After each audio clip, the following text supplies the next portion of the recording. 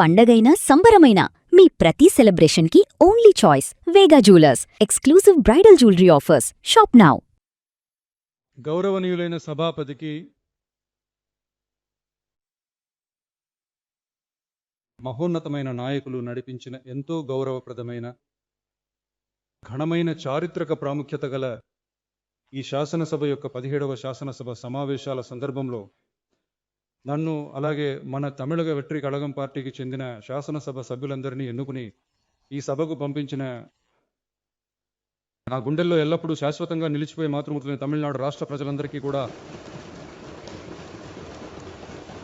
నా హృదయపూర్వక కృతజ్ఞతలు తెలియజేసుకుంటున్నాను. 17వ శాసనసభ సమావేశాల సందర్భంగా మొదటి గవర్నర్ గారి ప్రసంగంపై ధన్యవాద తీర్మానానికి సమాధానం ఇచ్చే గొప్ప అవకాశం కల్పించిన గౌరవనీయులైన సభాపతి గారికి మా హృదయపూర్వక నమస్కారాలు తెలియజేసుకుంటున్నాము. గౌరవ అధ్యక్ష, మీకు ఈ 17వ శాసనసభ చరిత్రలోనే అత్యధికంగా 12 పార్టీలకు చెందిన ప్రతినిధులు ఎన్నికై ఉన్నారు. సిద్ధాంతపరంగా కూడా మనం అభిప్రాయాలలో మనం వేరైనా కూడా ప్రజలకు సేవ చేయడమే మనందరి ప్రాథమికమైన ఏకైక లక్ష్యంగా ఉంది. ప్రజలు మనల్ని ఎన్నుకోవడంతోనే మనమంతా ఈ శాసనసభకు వచ్చాము. అందువల్ల మన మధ్య అభిప్రాయ భేదాలు ఉన్నా ప్రజాసేవ అనే ఉద్దేశంతో మన రాష్ట్ర విషయాల్లో మనమందరం కలిసి నడిస్తే మన తమిళనాడు ఎప్పుడూ దేనిలోనైనా అగ్రగామి రాష్ట్రంగా ఎప్పుడూ గవర్నర్ గారి ప్రసంగ ధన్యవాద తీర్మానంపై మాట్లాడిన గౌరవ సభ్యులందరికీ ధన్యవాదాలు. ఎదిరించి మాట్లాడితేనే ప్రతిపక్షమని నిరూపించుకోగలమని అనుకుని మాట్లాడాను. ప్రతిపక్ష నేతతో సహా ప్రతిపక్షానికి చెందిన గౌరవ సభ్యులందరికీ నా నమస్కారాలు మరియు కృతజ్ఞతలు.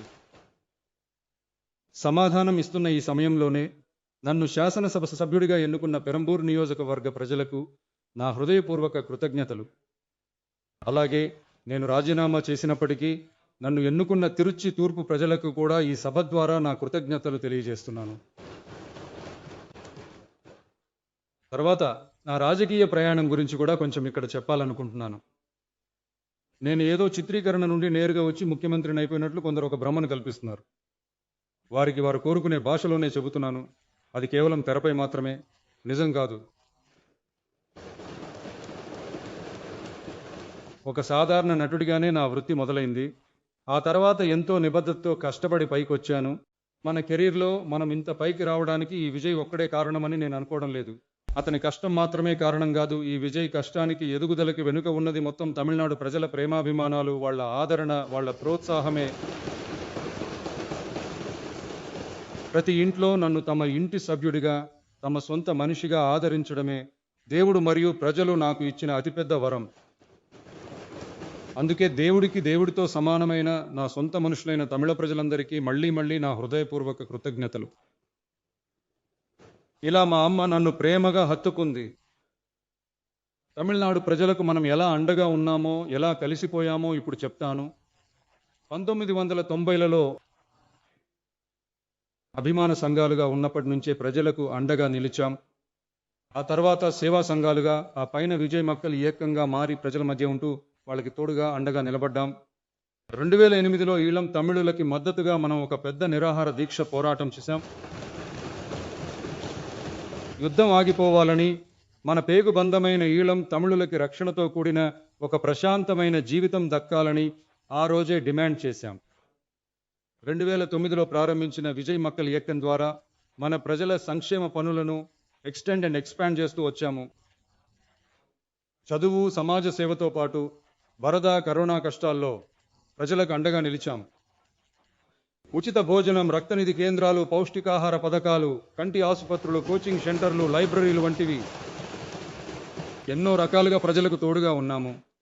ఇక మన సినిమాల్లో కూడా మనకు సాధ్యమైనంత వరకు అవినీతికి వ్యతిరేకంగా సామాజిక న్యాయం, చదువు, రాజకీయాల గురించి చెప్పాము.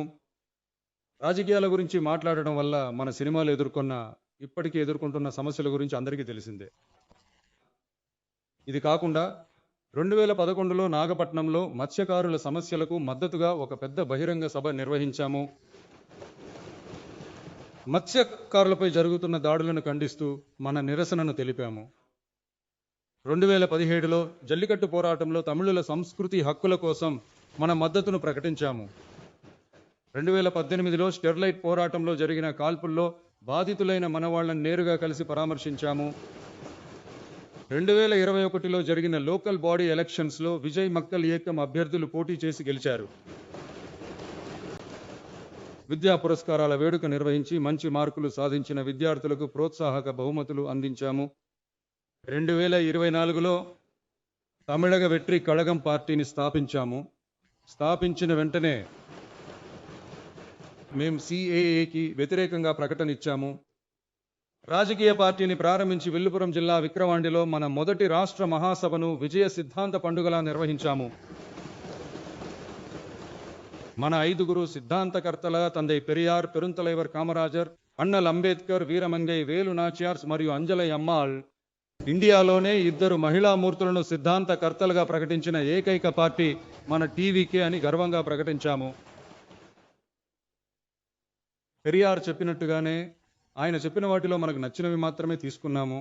ఆయన నాస్తికవాదంతో మనకు ఏకీభావం లేదని ఓపెన్గా చెప్పాము. మనకు దేవుడి మీద నమ్మకం ఉందని ప్రకటించాము.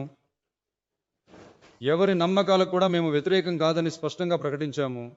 మహిళా విద్య, మహిళా సాధికారత, సామాజిక సంస్కరణలు, సామాజిక న్యాయం, ఇలా పెరియార్ గారి ఆలోచనలను మేము చాలా వరకు స్వీకరించామని ప్రకటించాం. అంబేద్కర్ గారి సమాన అవకాశాలు, సమాన న్యాయం, సమానత్వాన్ని పాటిస్తామని మేము ప్రకటించాం. కామరాజర్ గారి సెక్యులరిజంతో పాటు ఆయన నిజాయితీ గల పరిపాలననే ఒక ముఖ్యమైన సిద్ధాంతంగా స్వీకరించామని ప్రకటించాం.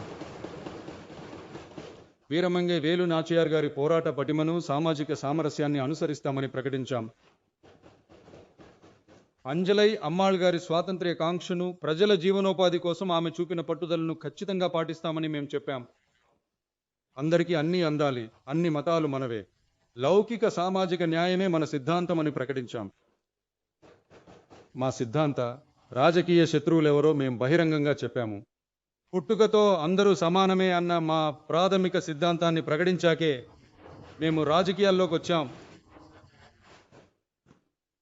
మన మదురై సభలో మన ఎన్నికల రాజకీయాలకు మరియు అధికార రాజకీయాలకు మార్గదర్శకులుగా ఎవరిని ఎంచుకున్నామంటే అరిజ్ఞర్ అన్నా గారిని, పురచ్చి తలైవర్ MGR గారిని స్వీకరించినట్లు ప్రకటించాం. అలాగే ఇక్కడ ఒక ముఖ్యమైన విషయాన్ని కూడా మనం ఖచ్చితంగా నమోదు చేయాలి. సాధారణంగా అందరూ పార్టీ పెట్టిన తర్వాతే ప్రతి ఇంటికి వెళ్తారు, కానీ మనం మాత్రం ప్రతి ఇంటికి వెళ్ళిన తర్వాతే పార్టీని మొదలు పెట్టాం. ప్రతి ఇంట్లోనూ ప్రతి ఒక్కరూ మనల్ని వాళ్ళ బిడ్డలాగా, కొడుకులాగా, అన్నలాగా, తమ్ముడిలాగా స్వీకరించడం అనేది చాలా సహజంగా జరిగిపోయింది. తమిళనాడు ప్రజల మనసుల్లోకి వెళ్ళడానికి మనం పడ్డ కష్టం మనకు మాత్రమే తెలుసు. ఇవన్నీ తెలిసినా తెలియనట్టు నటించే వాళ్లే మనల్ని కేవలం ఒక నటుడు అని అంటూ, మన పార్టీని నటుడి పార్టీ అని అంటూ కొందరు వెటకారంగా ఎగతాళిగా మాట్లాడుతుంటారు. దాని గురించి మనకు అసలు చింత లేదు అనుకోండి. మన రాజకీయ ప్రయాణం చాలా పారదర్శకంగా మొదలైంది. ఈ 2026 ఎన్నికల్లో ఏ కూటమి లేకుండా ఒంటరిగానే పోటీ చేశాం. ప్రజలు మనల్ని స్పష్టంగా అర్థం చేసుకోవడం వల్ల, మన TVK కార్యకర్తల కష్టార్జితం వల్ల మనం 35% ఓట్లను సాధించాం. 1,72,00,000 ఓట్లతో తమిళనాడులోనే అతిపెద్ద పార్టీగా అవతరించాం. తమిళనాడు ప్రజల వల్ల, మన మద్దతుదారుల వల్ల ఈరోజు ఇక్కడ మన TVK అధికార పార్టీగా కూర్చున్నాం. ఈ అధికార పార్టీ అవ్వడం అనేది అంత ఆషామాషిగా ఏమీ జరగలేదు. 2.25 ఏళ్లలోనే అధికారంలోకి వచ్చారని కొందరు చాలా వెటకారంగా మాట్లాడుతున్నారు. మా ఈ 2.25 ఏళ్ల ప్రయాణంలో ఎంత నొప్పి, ఎంత వేదన ఉందో, మన ప్రజల్ని కలుసుకోవడానికే అంతగా ఆటంకాలు, అంతగా అడ్డంకులు ఈ లోకంలో మరెవరికీ లేని విధంగా మనకు మాత్రమే ప్రత్యేకంగా ఎక్స్క్లూజివ్గా ఎన్నో నిబంధనలు, ఎన్నో ఒత్తిళ్లు, ఎన్నో ఆంక్షలు, మనల్ని కలవడానికి వచ్చే ప్రజలకు సరైన రక్షణ కూడా లేకుండా, మన సభలకు తగినంత సెక్యూరిటీ లేకుండా, ఇలా బయటకు చెప్పుకోలేని ఎన్నో కుట్రలని దాటుకుని మనం ఈ స్థాయికి వచ్చాం. కానీ ఇంకా చాలా దూరం వెళ్ళాలి. మన ప్రయాణంలో అన్నిటికంటే ముఖ్యమైనది మన బంధువులు, మన ఆత్మీయులు. కరూర్ ఘటనలో 41 మందిని కోల్పోయిన బాధని ఎలా చెప్పాలో అర్థం కావడం లేదు. ఆ నొప్పి, ఆ వేదన మన మనసుల నుండి ఎప్పటికీ పోదు. పైగా ఆ నింద కూడా మన మీదే వేయడం చూసారా? అది నిజంగా వేరే లెవెల్ అండి. అసలు ఎందుకు అలా చేశారో తెలియదు. రాజకీయం అంటే ఇంత క్రూరంగా ఉండాలా అనిపిస్తుంది. సరే అవన్నీ వదిలేయండి. ఈ విజయ్ తన ప్రజల కోసం దేన్నైనా సరే భరించడానికి సిద్ధమైపోయాడు. ఇంత పెయిన్ఫుల్గా సాగుతున్న మన పొలిటికల్ జర్నీలో మనకు అతిపెద్ద ఓదార్పు, అతిపెద్ద బలం ఏంటో తెలుసా? నా గుండెల్లో కొలువైన నా తమిళనాడు ప్రజలు, నా ప్రాణ సమానులైన నా కార్యకర్తలు కూడా.